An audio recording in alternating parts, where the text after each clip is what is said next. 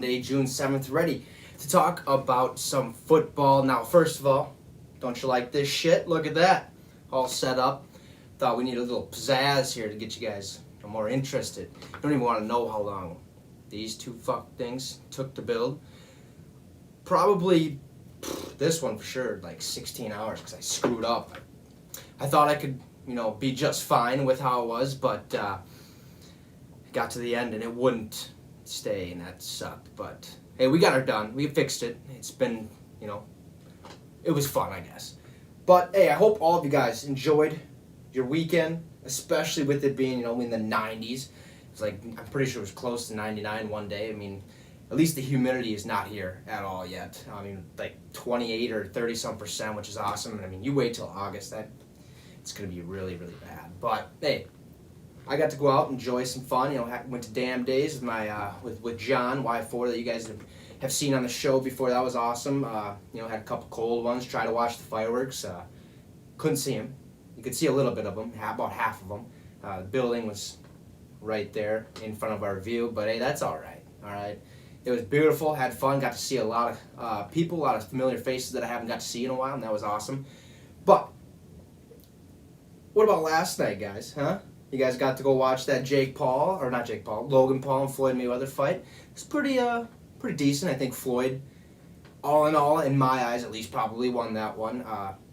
Logan, awesome performance. I thought he did great, and really I think even Floyd said it. He underestimated him a lot, and he showed that he could stick in that ring. But I think Floyd pieced him apart, made him tired, and really showed him that he has a little bit more to go, I guess, in boxing. But hey, Chad Johnson, yep, Chad Ocho Cinco, as you guys remember, he went out there, boxed. It was the first match against the Brian Maxwell, I'm pretty sure, who has 0-3 in his career. I believe he lost in boxing, and then he's bare knuckle fight twice or something like that, and wasn't that good. But Chad Johnson actually surprised me. I did not expect him to do any of that. He had really good feet movement, which, I mean, they called him, pretty much he had the best and the quickest feet when he was in the NFL. But I mean, he had lightning fast hands. I mean, he was out there just, just getting a 1-2. He landed a couple good shots. Yeah, he did get knocked down, but you win some, you lose some. There was no winner at the end of it, but that's all right. Now, all I know is that Chad Johnson represented that NFL, or the NFL, and all their athletes pretty well, I'd say.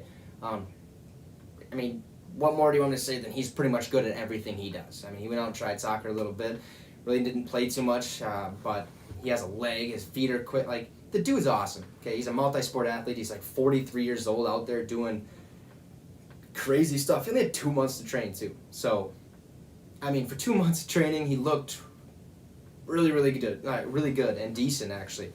I wish we could have had a winner and loser for that one. Granted, that knockdown probably would have lost it for him. It was only a 4-round fight, but Chad pieced him apart to let him have it the first 3 rounds, and that 4th round was probably Maxwell's. But all in all, it was a pretty good, I'd say, show last night. It was a couple, good fights here and there. I thought Floyd and Logan Paul, I mean, that could have went a little bit better, but Logan hung in there, 8 rounds. Hey, not much more to be said than good job, but with that, all right, this weekend had some pretty big news, actually, prior to that Logan Paul and Floyd Mayweather fight, and that is kind of what we're going to get to and talk about the world of football a little bit. So, with that, are you ready to get your fix? Well, to kind of get started, yesterday morning, okay, we finally got some fucking news on Julio goddamn Jones, all right? The Tennessee Titans traded their 2nd round pick in the 2022 draft, so this upcoming next season or whatever, and their 4th round pick in the 2023 draft, and they got back their 6th round pick that I think they previously traded to the Falcons in the 2023 draft, and they also got Julio Jones, okay? Awesome. Now, he is owed $15.3 million this season, and that leaves the Atlanta Falcons kind of with I think it's $7.75 million in dead space, which means they have to pay that still to Julio Jones. I'm pretty sure that's the guaranteed portion of what he had for his contract there and stuff like that. So that's whatever for the Atlanta Falcons. But awesome news for the Tennessee Titans. Okay. Now, A.J. Brown obviously knows how to recruit. I mean, post after post, pictures of him. I even believe he went on, TikTok, did it. He went on Twitch, I'm pretty sure, and did it. He tried to recruit Julio Jones, get him to come over, and, bam, he's coming. Welcome home, Mr. Jones, A.J. Brown. Actually, somehow pulled it together to get him there. I don't know how it worked out that way. But, I mean, the first thing that really kind of popped out in my mind about this trade was the fact that it was that damn easy to get Julio Jones. I mean, a second and a fourth round pick for a superstar wide receiver. Blew me away, okay? Like, that is crazy. There's you need to kind of understand that when you go get a superstar player, you got to give up quite a bit, okay? Whether that's a first round in a player or a couple players or a couple draft picks in a player, but hell no, okay? These guys go out there, give them that second and fourth, they get back a 6th round draft pick, and they get Julio Jones.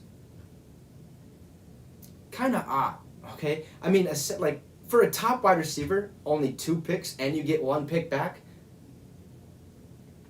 Hey, one hell of a deal. I bet you, and I guarantee you, other teams are probably really livid, pissed off. Like, are you kidding me? We could have went and done the exact same thing. And one team that pops out in my mind, the New England Patriots. I mean, what are you doing? You still don't understand that you need weapons? Granted, you went and got Jonnu Smith and Hunter Henry, and yeah, your tight ends are awesome, but you got N'Keal Harry who runs slower than a grandma out there on Christmas Eve. When I say Christmas Eve, because it's slippery out there and stuff like that, but God, I mean, go out there, snag Julio Jones, and I guess apparently they were in talks, but once it got down to the money and who's going to pay what, as said on the Pat McAfee show, he kind of said a little bit about that, I guess, or talked, or pretty much gave me that information while I was watching the show a little bit. But as soon as the money talks kind of went around, it kind of stopped, which is ridiculous. Absolutely just dumb. Tom Brady left for a reason, because you didn't have weapons to give him at all. But then you go, okay, well, screw it. Let's go get Jonnu Smith, Hunter Henry, which, by the way, they're awesome. Okay, awesome tight ends. They get the job done. But you can't just rely on your tight ends. I mean, Mohamed Sanu and Mohamed Sanu, N'Keal Harry, who's your number one guy at the receiving position? Well, guess what? You could have had Julio Jones for a 2nd and a 4th round pick and probably got one back. But you were too worried about money, which you have, I think, a pretty decent amount left. So you passed on Julio Jones. I mean, just absolutely ridiculous, okay? Look at that. Even Gardy's yep, see? Yeah, that is Ron Gardenhire, longtime Twins coach. That's all I got to say about that. But, I mean, now if you remember, okay, I said about this Julio Jones trade, if this were to happen, it could be that missing piece of the puzzle for the Titans. All right? Now, they have lost in the playoffs back-to-back years. I mean, God forbid they do it again. They knew that they couldn't afford to do so. So they're going to go out there, and they made a move, okay? They made a really, really big move. And I really like this trade for a couple reasons, okay? The main reason, actually we'll get to the main reason here in a second, but one reason would be that they really haven't had a superstar wide receiver since my boy Randy Moss, okay? And that was because, the Minnesota Vikings, there was rumors of them, I think he went to Oakland first and then Tennessee or something like that. I don't even know. But he went to Tennessee, didn't do all that well, then ended up in New England, and the rest is history. Had 27 touchdowns one year and just went off. Okay, the guy's a freak. But you can say they've had solid receivers since then, like Corey Davis and A.J. Brown. But I mean, since then, are you 100% sure that they've had a wide receiver that can really stick out in your head? No. All right. So The other reason, which is probably the biggest reason, like that really popped up in my head when I was thinking about this, was it takes a lot of pressure off of Derrick Henry.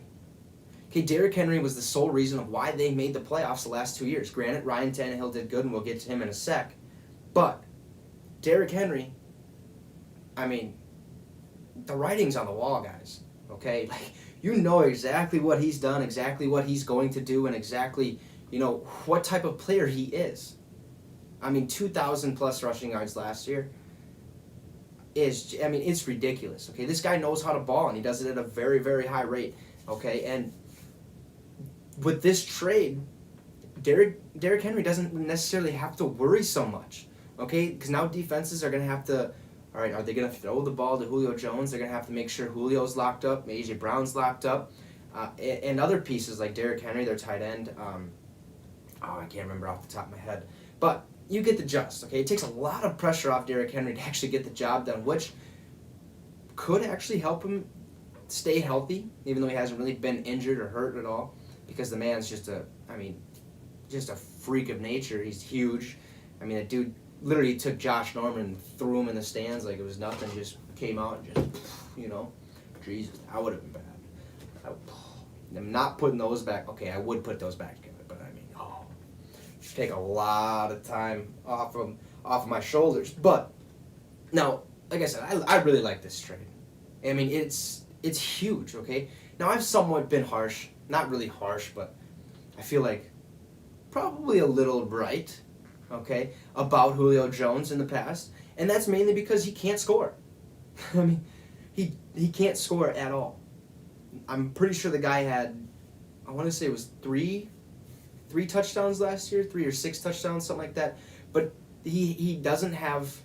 He had one season, I'm pretty sure, of 10 touchdowns, and that was his third year in the league, second or third year in the league. So the guy, is not that good at touchdown wise. Okay, he's not going to get you a touchdown, but he can move that ball downfield for you, and we've seen that plenty in the past. Okay, last year only had 771 yards. He did sit out a couple games, but before that he had 6 straight seasons of 1,000+ receiving yards.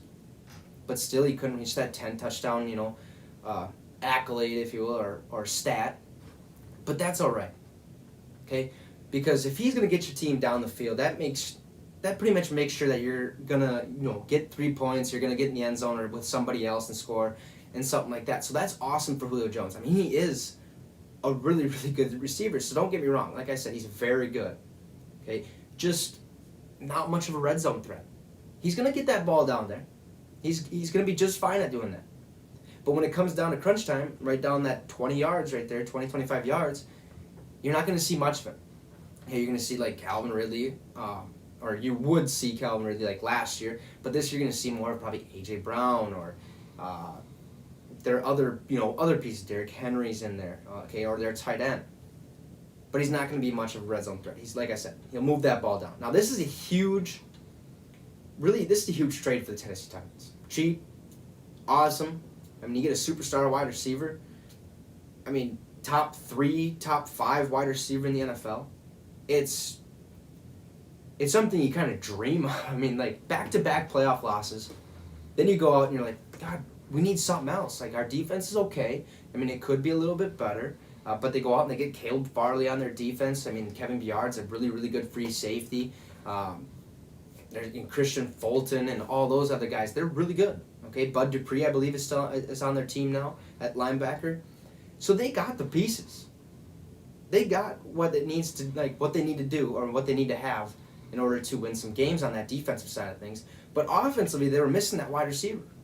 And they got it. They went out there and they really rolled the dice and said, let's go get Julio Jones, because who knows if Julio Jones is going to be Julio Jones. You know what I'm saying? He's getting up there. Not too much, but I mean, it's still Julio goddamn Jones, okay? It's still Julio Jones. Now look, since Ryan Tannehill, I'm really excited to see this new and improved offense, because Ryan Tannehill has actually done really, really well. And there was a stat on CBS Sports compared him to Patrick Mahomes. But I won't talk about Patrick on this. I'll just talk about kind of what Ryan Tannehill has done. And since he's took over for the Titans in 26 games ago, okay, he's been unreal. like 101.3 quarterback rating, 6,417 passing yards, 66 touchdowns, and only 12 interceptions. And I'm pretty sure it was really similar when he was with Miami. They just didn't win a lot of games, okay? And a lot of that has to do with coaching with Adam Gase, who's now not anymore. He's not the Jets head coach. I think I screwed up on that a couple times, or last week or something like that. But hey, Robert Saleh's there in the Jets organization. But Ryan Tannehill, okay, he's been absolutely unreal.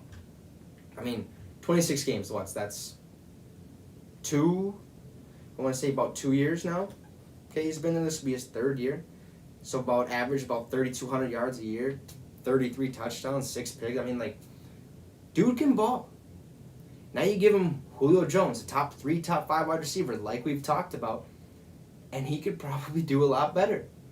Granted, those interceptions might go up because he might try to force the ball to Julio Jones or A.J. Brown a little bit more, being that they actually have a passing attack. But at the same time,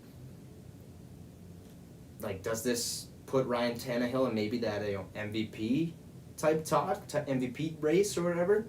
We don't know, okay? The season hasn't started. And obviously, once it keeps going, who knows? I mean, he could very easily be an MVP, be in the MVP race. Okay, but that's, right now, it's a little far-fetched. We don't understand what's going to happen or know what's going to happen necessarily. But now I want to kind of go back to, so Colin Cowherd, he said that the Colts probably are still going to win that division, but, all right, this is what I think. With the addition of Julio Jones, I'd argue the Titans might just take that division. Like I said, this might be the missing piece of the puzzle that they've been waiting for the last 2 seasons. Granted, Corey Davis was just fine, but he's not Julio Jones by any means. So they have to, let him walk. He's at the Jets now, or with the New York Jets now, with Zach Wilson. But you bring in Julio Jones, that's the missing piece of the puzzle more than likely. Hopefully he can actually get it done. I think he dealt with a hamstring injury, I believe, last year.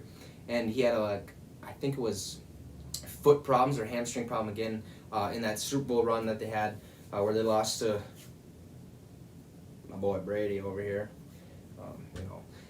Up 28-3, and then they lose the game. Loved that one, by the way. That was awesome. But I'd argue that the Titans could probably win this division with the addition of Julio Jones. Okay, even though the Colts probably have, the better defense on paper, you never know. Because this Titans team has been to the playoffs in back-to-back years, where the Colts have been I think they missed it 2 years ago, but they were in it last year, I'm pretty sure. So, I mean, what else do you want me to say?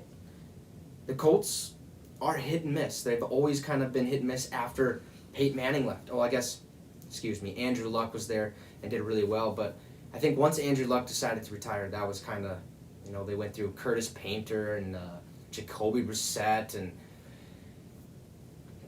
division. It's going to be a tough one. Don't get me wrong. It's going to be very tough. But with this addition, like I said, with Julio Jones, it very well could be the missing piece to the puzzle.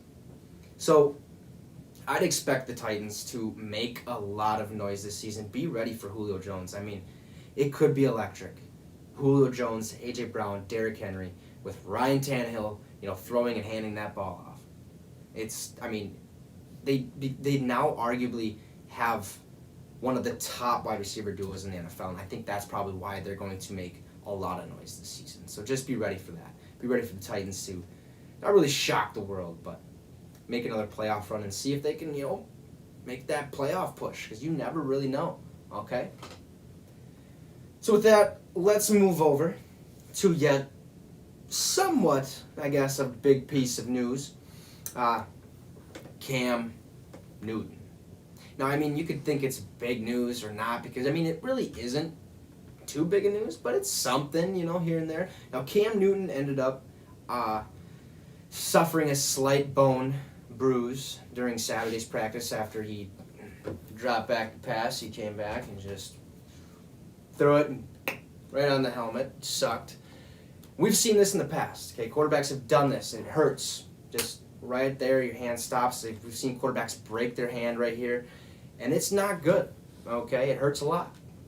But he only bruised it, and he actually had to spend time with the trainer and the athletic trainer, the team doctor, the quarterback coach a little bit to see what was kind of going on, and he ultimately had to sit out the rest of practice. Now, what that means?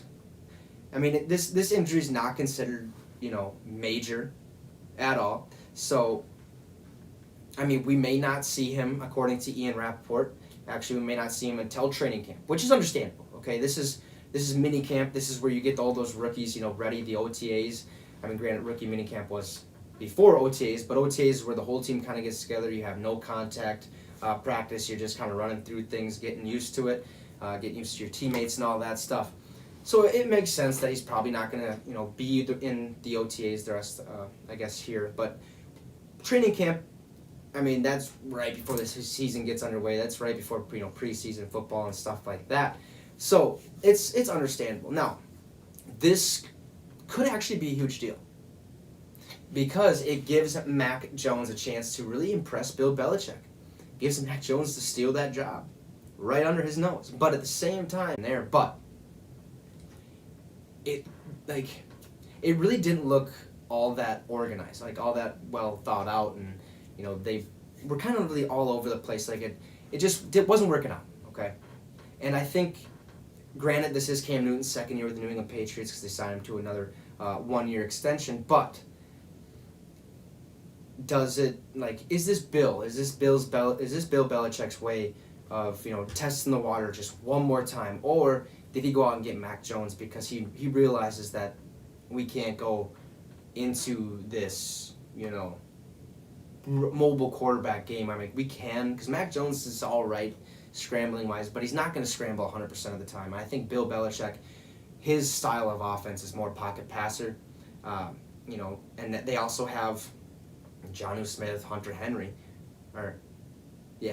on their team now. So with that, you're going to want that adds more protection. You're going to want to, make sure that nobody gets to the quarterback a little bit more and shorter routes, quicker. So at the same time, though, that could be for Cam Newton so that he's able to rush outside the pocket and able to get things done that way. But they still don't have a wide receiver that's worth the damn. They could have got Julio Jones. Don't know what happened there.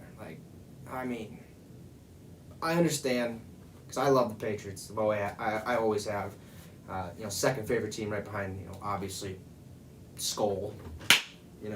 Got to get that in there. But they could have had it.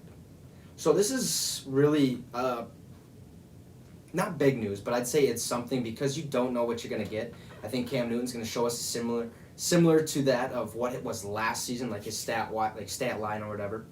But could Mac Jones be that guy? Could he? Okay. Mac Jones, on the other hand, he just got done, leading the Alabama Crimson Tide to a national championship title. So we have no clue, okay, how Mac Jones is actually how he's actually going to perform in the NFL. I mean, he could be a bust, or he could be an absolute beast, like superstar. We have no idea. None. He's played 0 snaps. And for all you gurus out there, like if you think he's going to be awesome because he's drafted so high, take a look at Johnny Manziel. You're still pretty good. You just can't play in the NFL because it's a different league. It's a harder league. So we really don't know what to expect. Okay, now if you remember, I did say that Mac Jones will start week 5. I just had, a little inkling or whatever that he was going to week 5 just because Cam probably isn't going to work out too much. I think, like I said, that it's Bill Belichick's type of offense is a pocket passer. Okay, it's built around the pocket passer. It has been for the last 20 years with Tom Brady. So, it's right there. Okay, the proof is in the pudding. Okay, just go look at it. Bill knows that. That's why Bill took Mac Jones. Now, he could also start a little bit sooner because of this. Because Cam Newton wanted to go out there and hit some helmets with his hand on accident. No, I'm just kidding. It was an accident. It wasn't meant to happen. He just heated the moment, threw the ball, and there it is. It hurts. But it all is going to depend on if Bill thinks Cam is that guy going forward. Granted that he, has been the first guy in, the last guy out, always asking questions about the playbook, is always just putting in the extra work, and Bill really likes it. But that doesn't matter.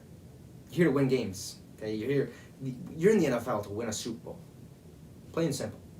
That's it. Okay, that's the goal. That's the ultimate goal.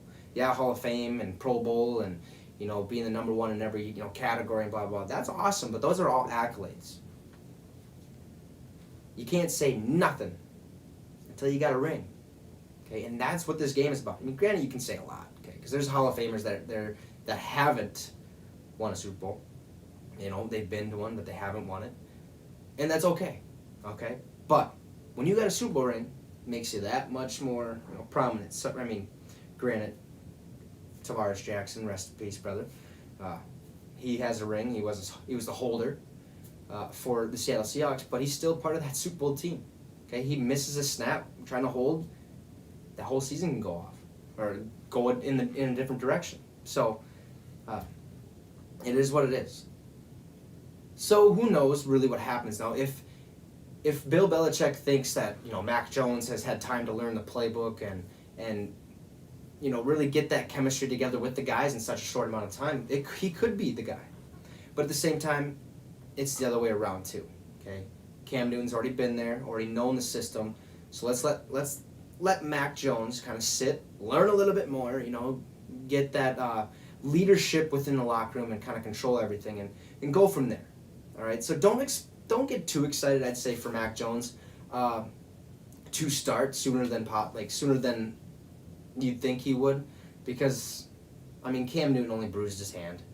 Okay, we still have 90 some days left until preseason or regular season opener. So there's plenty of time for Cam Newton to heal up from a little bruise on his hand. But just don't get too excited. But I figured this was some decent news, because who knows what really is going to happen after that? Because like I said, if he has time to impress Bill Belichick, who knows? Because he's been known to do some crazy things in the past. So we'll see. Well, enough of that mumbo jumbo, if you will. Let's talk about the Jacksonville Jaguars, huh? Not too much of an exciting team. They got Trevor Lawrence, Travis Etienne, Tim Tebow is, looking jacked as ever, looking like a monster out there trying to be tight end. But, DJ Chark's put on 15 or 25 pounds or something crazy like that. He's bulking up because Urban Meyer said, go out there, you're awesome. You could be a Julio Jones. You could be DeAndre Hopkins. Put a little muscle on. That's what happened to Marquise Hollywood Brown, He came in the league at 155. Now he's at 170, 175, somewhere around there. So put a little weight on. You're able to throw those corners around a little bit more. All right, but the Jacksonville Jaguars, they have unveiled plans for a new sports performance center and hotel / commercial development that I guess includes a 4-season hotel. This was brought to me by Twitter. I can't remember. I think it was My Sports Update or one of the big NFL reporters, Adam Schefter, Ian Rappaport, one of the guys, okay, or Tom Pelissero. So hopefully don't get copyrighted for that. But for all of those, really, I guess, who thought the Jacksonville Jaguars were on the move, probably weren't going to see them in Jacksonville no more. Old breaks. Jags, they're not going anywhere.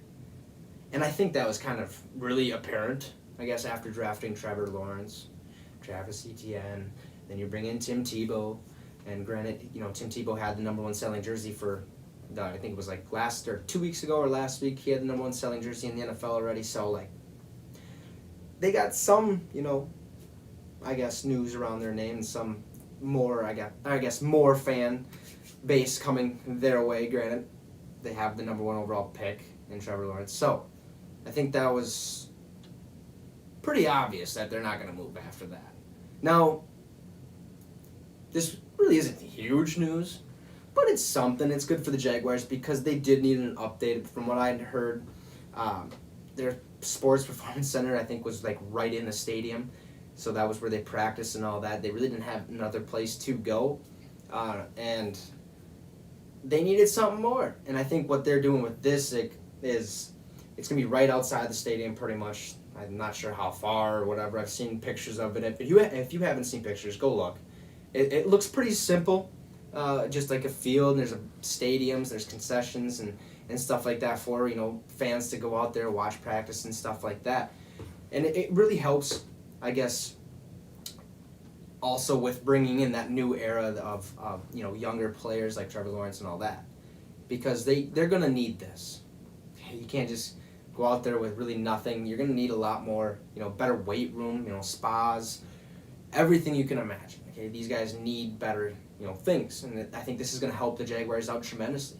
Okay, it's something that they haven't had, and it's something that could boost their, overall performance.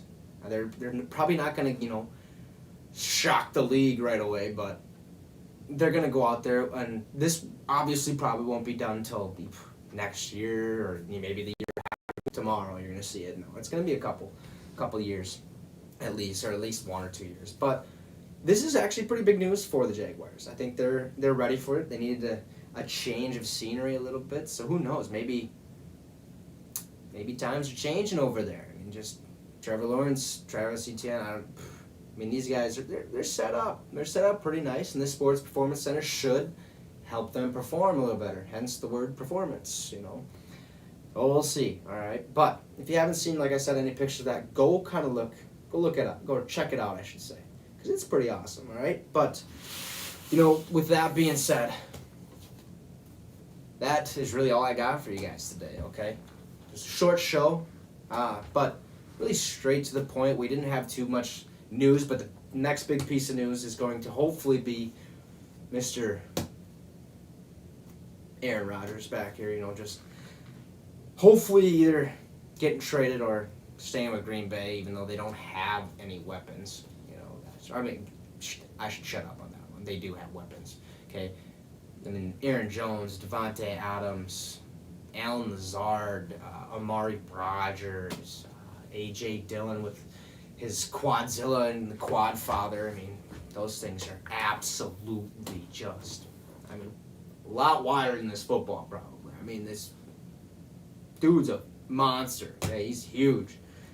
But he's going to be a really good number 2 back, and I think it's a nice 1-2 punch for the Green Bay Packers. But, I think that's going to be the next piece of news we hear about. Who knows what's going to happen with that. But, hey, like I said, that's all we got for y'all today. However, we still have a couple more big things, like I just noted, that's going to happen, that has happened, I should say. Like, Dallas Goedert contract extensions and, stuff like that. We'll see what happens.